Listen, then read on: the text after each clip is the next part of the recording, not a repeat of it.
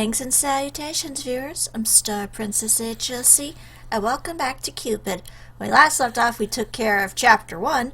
We got to get Rosa a little home with little Catherine and her father, and is being hired by the Marquis, but sounds like there might be something else going on here by this weird crying, breathing sound going on in the background.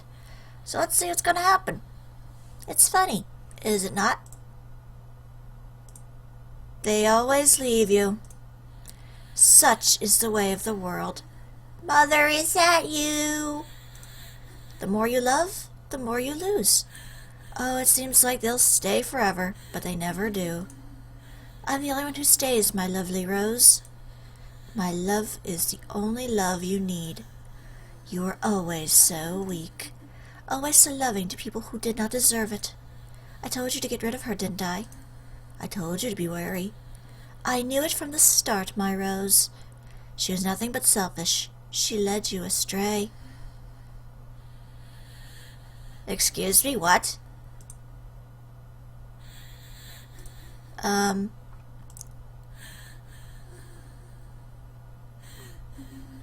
these are selections. I was like, wait a minute, why can't I move? Catherine was a curse. Was? Oh dear, she dead. She drove you to a love I warned you about. I knew she would just cause you pain.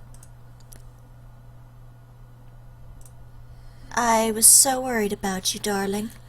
She almost led you astray. Away from me. Trust in Mother, darling. I am just glad to have you back to myself. Your silence bothers me, child. She was important to me, Mother. I loved her. Mother only laughed as Rosa screamed out her pain. Mama's a dick. Rosa felt strong arms shake her awake.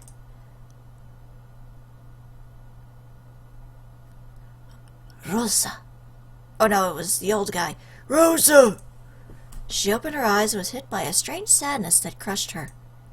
She was dazed for a moment. Why was she so sad? And then she remembered. Her best friend was gone. She was gone. Oh, it is the guy. You got dressed up now. Rosa. How are you feeling? Guiellme sat by her bed, a hand in hers. Rosa didn't realize she had been holding on to it tightly in her fitful sleep. She broke from his grasp and clutched her knees. Rosa. She remained silent. I came to check on you. You went into shock and lost consciousness. I can only imagine how hard it must have been for you to see her like that. His words echoed in her brain, yet she did not register much of their meaning. Yeah, I think in the ending of the last chapter, it seemed like there was a hanging body. Did Catherine hang herself? Rosa still refused to speak, and Guiellme fidgeted with his glove. The wake will take place as soon as possible, Rosa. I just wanted to let you know that she's been taken care of. He's hiding something. There was a slight triumph in Mother's voice. He wants to get rid of her body as soon as possible. Don't you see it, child? Tell me you're not falling for this. Rosa was tired. Mother, always a cynic, would say such things. She hated anyone who came close to Rosa's heart. Rosa didn't want to hear it. She didn't want to deal with anything right now. All she wanted to do was wallow in her loneliness, to curl up inside the hole Catherine had left behind and sleep. My child, tell me you see it. Remember the fear in Catherine's eyes in her last days. Look how he is unperturbed by Catherine's death. I guess I could say unperturbed. There's an absence of feeling in him, don't you see? It goes beyond the usual apathy of loneliness. Did he really love Catherine?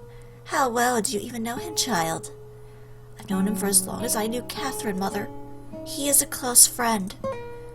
I didn't ask how long you've known him, but how well. Beyond the mask that he displays in public view, do you even know his past? Do you even know of his ambitions or secrets? He was always a private man, Mother. Think back, child. Isn't it curious how all his past relationships have ended in disaster? Everything he touches crumbles.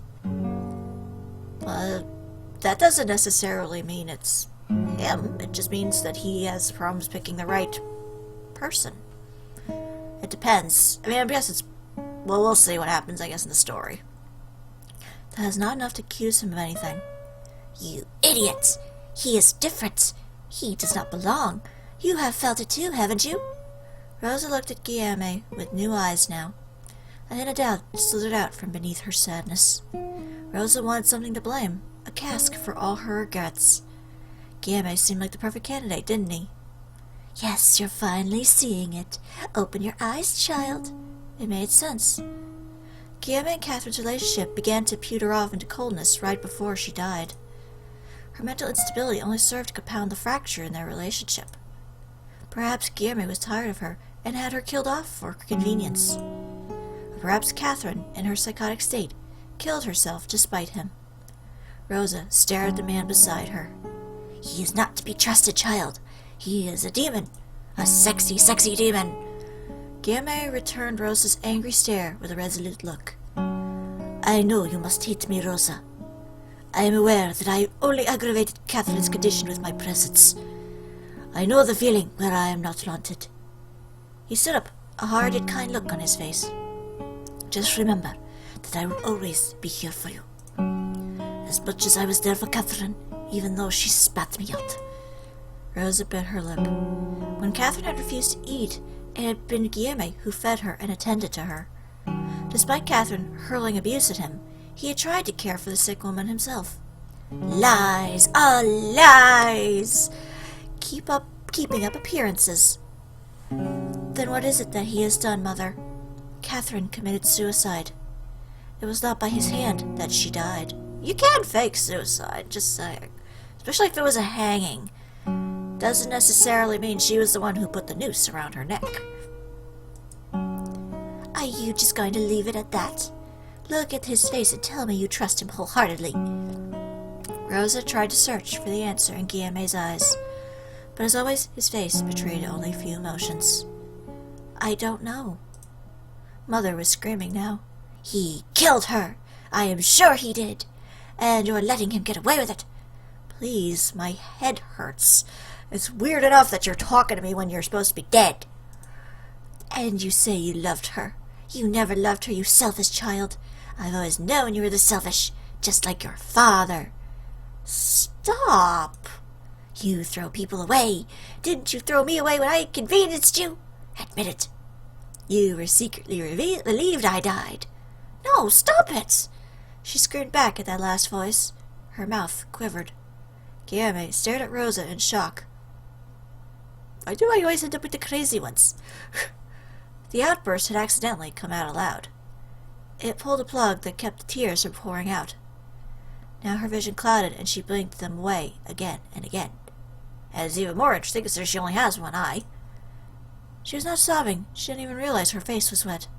Guiellme and Rosa stared at each other, both kindred in their sorrow. He knelt down by Rosa's bed and wiped her tears with his hand. He did not say anything while doing this, and Rosa stared blankly ahead. It almost stunned her how many tears a person's eyes could carry. Or eye, technically, unless she got a replacement somehow. Yeah, maybe she's like the pirate in Pirates of the Caribbean. Got a wooden eye there now. I loved her too, Rosa. He said it after a while. I know what you're feeling. She didn't know if it was her own, or if Mother's anger was somehow influencing her, but her chest heaved. She balled up her fists so tightly that her fingernails hurt. Just don't cause bleeding, please. Shut up. She spat, and the man recoiled at the uncharacteristic bitterness of her words. Catherine was afraid of you in her last days. You did nothing. You did something to her. I know it. She could feel Mother inside her head, building up her anger. He has to be punished. You are to blame. He has to atone. I know you are guilty. He must be punished. Guiellme stared at her dumbfounded for a few seconds. But the man didn't try to appease her. He only stepped closer to Rosa and wrapped his arms around the hysterical girl. Let go of me. I hate you. Let me go. But Guiellme didn't. If you need something to hate, then I'll accept your hate. Oh. Okay. But you must accept my comfort too. I need to too. Right now, Rosa. You are the only one who loved her as much as I did. Well, her father, I think, would have loved her very much too. And her sister. Have you not brought that to attention yet? Guiellme's words brought back Catherine in Rosa's mind. Almost at once, the anger was replaced with a sadness so heavy she couldn't breathe. Why was she so angry again? She was focusing on anger instead of pain. It was easier. The real tears came, all for the loss of the girl they both loved. Well, yeah, it's like with the 5 stages of grief. Anger is part of it. And then eventually, like, compromise, and eventually acceptance. Like, I have to go through them again, but it's like 5 different stages of grief. Like denial, sadness, anger, compromise, acceptance, that kind of stuff. Tomorrow was not going to come. There was only, right now, the loss and 2 friends mourning a loved one. Rosa cried until she thought she wouldn't be able to stop, and Guiellme quietly held her. Slowly her weeping began to subside into sobs, and only then did she speak again. Or did he speak again? Stay in the chateau, Rosa. I know you are thinking of leaving now that Catherine is gone. But I can't let you wander the streets again. I would take care of you. It's what Catherine would have wanted. Like a spell being broken, these words brought back her anger. How could you possibly know what Catherine wants? She pushed her arms away from him, really, but she's dead. Guiellme's mouth pursed, and he stepped away. I want you to go. Please leave me. Guiellme sighed and closed his eyes. I understand. He turned on his heels and left without another word. Hours seemed like minutes to her. She would fall asleep and awake in an unfit interval so often that she had lost the exact time. Awake, she would stare at a part of the wall with no coherent thoughts forming in her mind. One would think morning should be spent in a depressive frenzy. All the reasons to grieve are yours, after all. She could wail now if she wanted. She could pull on her hair, curse the skies. She could reminisce the past, admire the frailty of human lives. Unfortunately, it was something less poetic.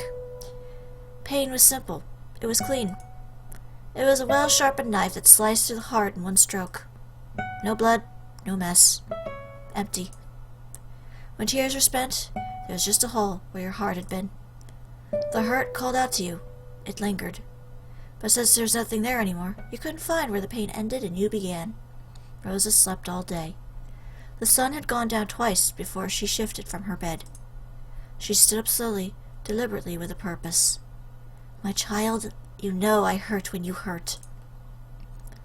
Already a surge of power flowed within her, fueled by her grief. The power filled her up, and there was so much emptiness inside that the energy seemed to saturate her whole body. Purpose was always a balm for grief. Mother, tell me what to do. Justice. Retribution. I guess retribution, I don't know, justice sounds like revenge, but I don't know. Start with his guilt, child. Uncover his lies, crush his mask. He must pay for everything he has done. Rosa didn't speak, but she started to form the words in her mind, feeling them in her bones, giving life to every thought. She took a small knife and carved a symbol on her floor. It didn't need much, a guilt spell. It didn't aim to punish, it only aimed to inform. She needed to know how much guilt the man carried, and the source of such guilt. If the guilt was concrete and came from a direct action, then she would know Guiellme did something to Catherine. It had been a while since she had used magic. It used to be the only way she could protect herself from the world. Mother had taught her, and now Mother guided her as she cast her spell. She needed possession of the man. So she is a witch! Oh goody! Rosa opted for his voice, still fresh from memory. She focused on the last conversation they shared. If you need something to hate, I will take care of you. I need to. His words made Rosa feel distress and confusion. Always, it was this way with him. The feeling wasn't foreign. It had been there for years. I would always be here for you. Ugh! Rosa felt a violent force upturn her stomach. It was that horrid lurch just before vomiting. You failed. The spell collapsed in her brain. Focus, idiot child, or you'll lose your chance. Rosa tried again. This time she focused on Guiellme's eyes. Cold, like flints of steel. Dark and fathomless. No grief except perhaps for the situation. No Catherine. No pain of loss. This didn't matter to her. The relationship was dying anyway. Where was his guilt? Rosa dug deeper. She increased the chanting on her lips. No torment. No uncertainty. No guilt. Did the spell fail again? She searched once more and found nothing. There was no guilt in Guiellme's eyes. She could stop the spell now, knowing that he was innocent. If the spell had worked, then Guiellme was blameless. But this absence was most distressing. Rosa desperately pushed her mind further, almost wishing there were traces hiding beyond her reach. Guilt should be present in any loss, no matter how little. Don't we blame ourselves for our own loss? Don't we hate ourselves and punish ourselves, even if it wasn't our fault? It didn't have to be real, but we need guilt to feel pain. But Guiellme didn't have a sliver of guilt. Ooh. Did you not do that? The vicious pain took a hold of her again, squeezing her stomach with murderous intent. The pain was so great, Rosa wasn't sure if the spell had failed or succeeded. Something is wrong. Before Rosa could agree with Mother, she felt a sharp pain in her throat. Rosa clutched her neck, scraping, scratching. A sharp, jagged lump was blocking her breathing. She could feel its edges crawl up her windpipe, telling the soft walls as it moved about. The pain did not stop. Rosa fell to her knees and gagged. She thrashed about like a woman being strangled. Mother remained calm, unaffected by Rosa's distress. Thanks, Ma, that's appreciative. Rosa was about to expel whatever it was. Tears ran down her face. The horrible acidic taste coated her tongue. Finally, she opened her mouth and forced the vile thing out. She kept her eyes shut, afraid to look at whatever had come out of her. But the choking feeling gripped her and she puked again. She spat after she vomited. Her spit felt heavy and thick in her mouth. It gathered around her knees in a growing pool. Rosa panted. Every breath was laced with pain. But the gruesome effect finally stopped. She wiped the sweat on her forehead. Something on the floor reflected light. She struggled to comprehend what was in front of her. She reached out with her hand, and the prick of something sharp made her recoil. She tried again, this time seeing more clearly. Rosa picked them up with shaking hands. Needles? Ugh! You had that in your throat? Gah! I thought that having a bunch of black hair was bad. Needles would actually hurt. In her palms were a handful of long metal needles. Rosa examined them with a horrified kind of curiosity. She stuck one in her thumb and it drew blood. They were real. They had materialized in her throat while casting the spell on Guiellme. Rosa wiped her mouth. There was something wrong with him. Something potent and dark. Or could it be that she had merely botched the spell horribly? She had pushed her limits this time. She had gone too far. But still, a tugging concern was forming. It was as real as the metal needles in her hand. Rosa tried to stand up on her feet, but she was exhausted. Her knees failed her, and she crumbled on the floor like a rag. We must get to the bottom of this. Are you quite all right, my darling? Now you see it too. There is a sinister force at work. Get up. We have a lot of work to do. We must find out what he is and stop him. Rosa stared at the needles in her hand. Who are you really, Guiellme? Huh. Well, this is different. Wow! Chapter 3 already! That was quick. Well, I guess I'll get to the next part in the next episode, because that went way too fast for my liking, but okay, I guess we'll get into the next chapter. Maybe we'll start finding out if Guiellme did in fact cause Catherine to suicide. But for now, this is StarPrincessHLC saying thank you very much for watching, and have a fond farewell.